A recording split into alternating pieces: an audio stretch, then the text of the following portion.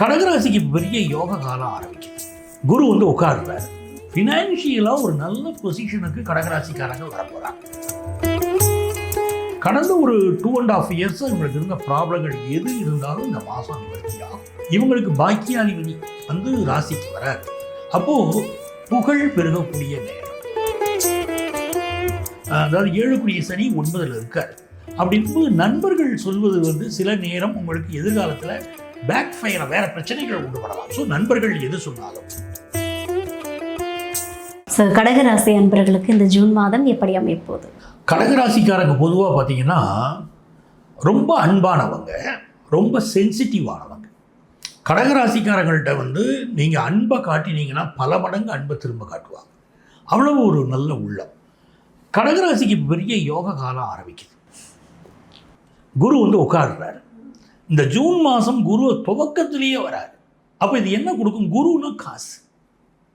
ஃபினான்ஷியலாக ஒரு நல்ல பொசிஷனுக்கு கடகராசிக்காரங்க வரப்போகிறாங்க. அது குறிப்பாக வந்து பிஸ்னஸ் பண்ணுறவங்க தைரியமாக இந்த வரை கடன் வாங்கலாம். அந்த கடன் எவ்வளவு பெரிய கடனாக இருந்தாலும் இவங்க அடைச்சிருவாங்க. அது பிஸ்னஸ் டெவலப்மெண்ட்டுக்கு அந்த கடன் வாங்கி டெவலப் ஆகுறதுக்கு பாருங்கள், நாடே கடன் வாங்கி தான் டெவலப் ஆகுது இல்லைங்களா?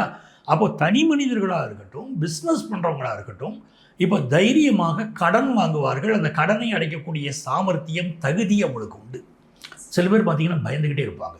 நான் கடன் வாங்கலாமா, வாங்கி நான் திருப்பி கட்ட முடியுமா அப்படிலாம் பார்ப்பாங்க பாருங்கள். இப்போல்லாம் அவங்க தைரியமாக வாங்கலாம். ஒரு பெரிய ஒரு வீடு இப்போ வீடு கட்டணும்னு நினைக்கிறாங்க, கார் வாங்கணும்னு நினைக்கிறாங்க, எல்லாத்தையும் தைரியமாக அவங்க கடன் வாங்கலாம். ஏன்னா அவங்களால கடன் அடைக்க முடியும். அதுக்கு தகுந்த வருமானம் வரும். கடந்த ஒரு 2.5 years இவங்களுக்கு இருந்த ப்ராப்ளங்கள் எது இருந்தாலும் இந்த மாதம் நிவர்த்தி ஆகும். குறிப்பாக இவங்களுக்கு பாக்கியாதிபதி வந்து ராசிக்கு வராரு. அப்போது புகழ் பெருகக்கூடிய நேரம். கடகராசிக்காரங்களுக்கு நல்ல புகழ் பெருகும். தெய்வ அருள் கிடைக்கும். நீங்கள் ஒரு காரியம் எடுத்துக்கிட்டிங்கன்னா அந்த காரியத்தில் சக்ஸஸ் ஆகணும்னா ஒரு உங்கள் உழைப்பு மட்டும் பத்தாது, ஒரு அதிர்ஷ்டம் வேணும் இல்லையா? அப்போ அதிர்ஷ்டத்தை கொடுக்கறதுக்கு கடவுளுடைய அருளும் வேணும். அது கிடைக்குது உங்களுக்கு. 2ஆம் இடத்தில் இருக்கக்கூடிய கேது இவங்களுக்கு ஒரு வசீகரத்தை கொடுக்க போகிறார். இப்போ இந்த மாதம் என்ன பண்ணணும்னா 4ஆம் தேதி சங்கடகர சதுர்த்தி. அந்த சங்கடகர சதுர்த்தி வரும்போது இவங்க என்ன பண்ணணும்னா பக்கத்தில் உள்ள கோயிலில் போய் பிள்ளையாருக்கு கற்பூர தீபம் காட்டுவாங்க. என்ன தீபம் காட்டுறாங்களோ அந்த தீபம் காட்டக்கூடிய நேரத்தில் பிள்ளையாரை கும்பிடணும். அதுதான் முக்கியம்.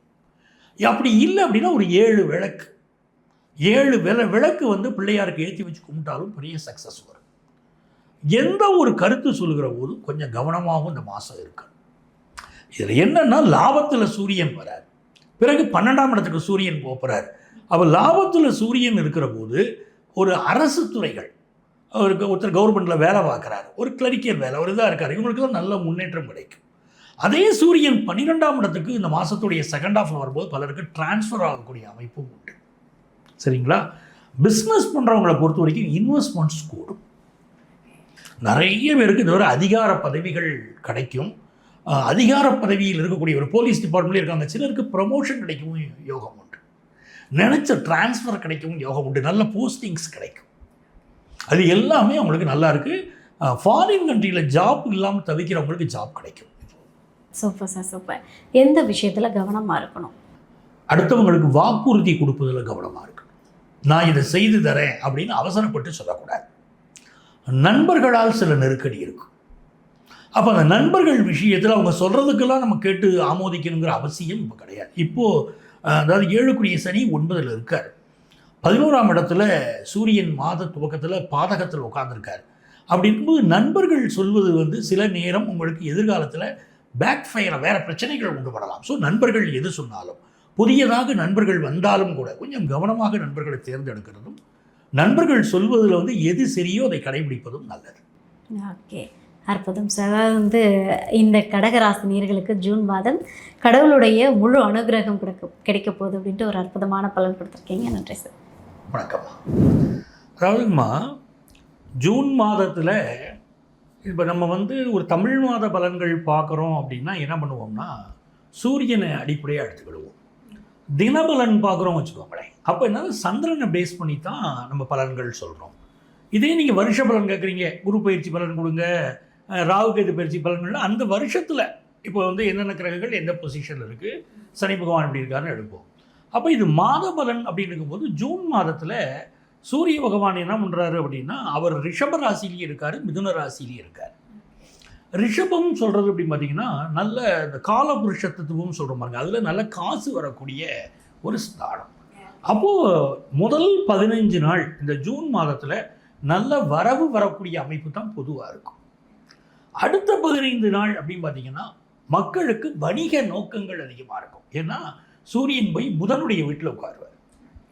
அப்போ பிஸ்னஸ் சிந்தனைகள், அதே மாதிரி வந்து கம்யூனிகேஷன் செக்டாரில் ஒரு பெரிய வளர்ச்சி இதெல்லாம் இருக்கும். எக்ஸ்போர்ட் பிஸ்னஸ் சம்மந்தப்பட்ட சிந்தனைகள் அதிகரிக்கும். ஸ்டூடெண்ட்ஸுக்கு எஜுகேஷன் மீதான ஒரு இன்ட்ரெஸ்ட்டு, நம்ம ஒரு குறிப்பிட்ட எஜுகேஷன் இன்ஸ்டிடியூஷன் சேர்ந்தோம்னா வாழ்க்கையில் ஜெயிக்க முடியும் அப்படிங்கிற அமைப்பு. கலைத்துறையை சேர்ந்தவங்களுக்கு ஒரு பெரிய வளர்ச்சி இந்த காலகட்டத்தில் இருக்கும். அதுக்கு என்ன காரணம் பார்த்திங்கன்னா சுக்கிரன் வந்து இந்த மாதம் ஆரம்பிக்கும் போது அவர் வந்து மிதுன ராசியில் இருக்கார், அப்புறம் கடக ராசிக்கு அவர் போகிறார். அப்போ மிதுன ராசி கடக ராசி இதிலெல்லாம் அந்த சுக்கிர பகவான் போகும்போது அந்த சுக்கிரனுடைய அனுக்கிரகம் வந்து நீங்கள் ஒருத்தர் நாடகத்துறையில் இருக்காங்க, சினி ஃபீல்டில் இருக்காங்க, அதே மாதிரி வேறு ஒரு பரதநாட்டியம் ஆடுறவங்களாக இருக்காங்க, எல்லாருக்குமே பெரிய எக்ஸ்போஷர் இப்போ கிடைக்கும். ஸோ இந்த ஜூன் மாதம் அந்த யோகமான மாதமாக அவங்களுக்கு இருக்குது. இந்த மாதத்துடைய கிரகநிலைகள் எப்படி இருக்குன்னு பார்த்தீங்கன்னா மேஷத்தில் செவ்வாய் பகவான் அமர்ந்திருக்கார். அப்போது ஒரு ஒரு உக்கிரமான ஒரு வேகமான செயல்பாடுடைய மாதம்னா இந்த மாதம். இந்த செவ்வாய் பார்த்தீங்கன்னா இந்த மாதத்தில் அதுக்கப்புறம் செவ்வாய் மேஷத்தில் இருக்கக்கூடிய செவ்வாய் ரிஷபத்தில் வந்து சூரிய பகவான் இருக்காருங்கிறேன், மிதுனத்தில் சுக்கிரனும் புதனும் மாத துவக்கத்தில் இருக்காங்க. கடக ராசியை பார்த்து இந்த மாதம் குரு பகவான் வந்துடுறார். மாதம் துவங்கின 1ஆம் தேதியே குரு பகவான் கடகராசிக்கு பயிற்சி அடைகிறார். ஒரு நல்ல பயிற்சி மாதம், பெரிய அளவுக்கு வளர்ச்சி கொடுக்குமா. அதே மாதிரி ராகு கேது பார்த்தீங்கன்னா கேது சிம்மத்திலையும் ராகு கும்பத்திலையும் இருக்கிறார். அப்போ இந்த குழந்தை பிறப்பு விகிதம், அது அந்த குழந்தை பெற்றுக்கிறதுக்குரிய ஒரு நாட்டம் குறைவு, இதெல்லாம் இந்த காலகட்டத்தில் இருக்கும். பொழுதுபோக்கு விஷயங்கள் இருக்குது பாருங்க, ரொம்ப ஜாலியாக லைஃப்பை என்ஜாய் பண்ணுறது இல்லைங்களா, இதில் வந்து கொஞ்சம் கவனத்தோடு செயல்பட வேண்டிய ஒரு மாதம். ஓகே, சரிங்களா. அப்போ இதே மாதிரி அரசாங்கம் பல நலத்திட்டங்களை எடுக்கும். குரு வந்து கடகத்தில் உட்கார்றார் அப்படின்னா கடகராசியை சேர்ந்தவர் தான் இப்போ நாட்டையே ஆள்றார் இல்லையா, கடகராசி கடக லக்னத்தை சேர்ந்தவர். அப்போ குரு வந்து உட்காரும்போது அவருக்கு வந்து ஒரு நல்ல சப்போர்ட் கிடைக்கும்.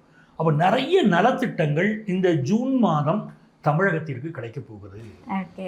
நிறைய நன்மைகள் காத்திருக்குமா. அப்படி ஒரு யோகமான மாதமாக இந்த மாதம் இருக்கும். அப்புறம் இந்த மாதத்தில் நம்ம தெரிஞ்சுக்கிட வேண்டிய விஷயம் என்ன கேட்டிங்கன்னா, யாருக்கெல்லாம் வந்து ஜாப் ரீதியாக பெரிய ப்ராப்ளம் இருந்ததோ, இன் ஜென்ரல் ஜாப் ரீதியாக ப்ராப்ளம் இருக்கிறவங்க இந்த ராசியை சேர்ந்தவங்க யாருக்கு என்ன ஜாப் ரீதியாக ப்ராப்ளம் இருந்தாலும் அந்த ப்ராப்ளங்களெல்லாம் இப்போ சால்வ் ஆகும். நிறைய பேருக்கு இப்போ வேலையில்லா திண்டாட்டம் இருந்துக்கிட்டு இருக்கும். இது நாட்டுடைய ஜென்ரல் ஒரு அடிப்படை. அப்படி இருக்கும்போது இந்த குருவுடைய பயிற்சி நடக்குது பாருங்களேன், ஜூன் மாதம் நடக்கக்கூடிய அற்புதமான பயிற்சி. அப்போ இந்த குரு வந்து சனியுடைய வேகத்தை தணிக்கிறார். சனி தான் வேலையை கொடுக்குறவர். அவர் வேலை தடுமாற்றம் இருந்துகிட்டு இருக்கு, இப்போ அதையெல்லாம் நிவர்த்தி பண்ணிடுவார். அப்போ இந்த ஜூன் மாதம் எவ்வளவு நல்ல மாதமாக அமையுது. நிறைய பேர் வந்து தங்கம் வாங்குவாங்க. நம்ம பிரைம் மினிஸ்டரே சொல்லிட்டாரு, ஏகப்பட்ட பேர் தங்கம் வாங்குறாங்க, வாங்குறது குறைங்கிறார். தங்கம் வாங்குறத 1 இயர் அவாய்ட் பண்ணுங்க, வீட்டில் கல்யாணம் இருந்தால் கூட அவாய்ட் பண்ணுங்கிறார். நம்ம மக்கள் ஆனால் இப்போ நிறைய தங்கத்தை விரும்பி வாங்குவாங்க. அப்படிப்பட்ட ஒரு அமைப்பு இருக்கும். விலைவாசி அதிகரிக்கும். இந்த ஜூன் மாதம் நமக்கு விலைவாசிகள் அதிகரிக்கும். அதில் வந்து மக்களுக்கு வாங்குகிற சக்தி இருக்குது அப்படின்னு சொன்னால் கூட விலைவாசி அதிகம் வந்து சில பாதிப்புகளை கொடுக்கும் இல்லையா. ஸோ அதில் கவனமாக இருக்கணும். நான் சொல்கிறேன், வருமானம் வரக்கூடிய மாதம் தான், இல்லாத மாதம் கிடையாது. இருந்தாலும் விலைவாசி அதிகரிக்கும் போது மக்களுக்கு அது வாங்கும் திறனுக்கு சில தட்டுப்பாடுகள் வருது பாருங்கள். ஆனாலும் தங்கம் வாங்கி விரும்பி வாங்குவாங்க, அந்த அமைப்பு இருக்கும். ஸோ ஒரு நல்ல மாதமாக அந்த ஜூன் மாதம் நம்ம ராசிக்கு அமையுது.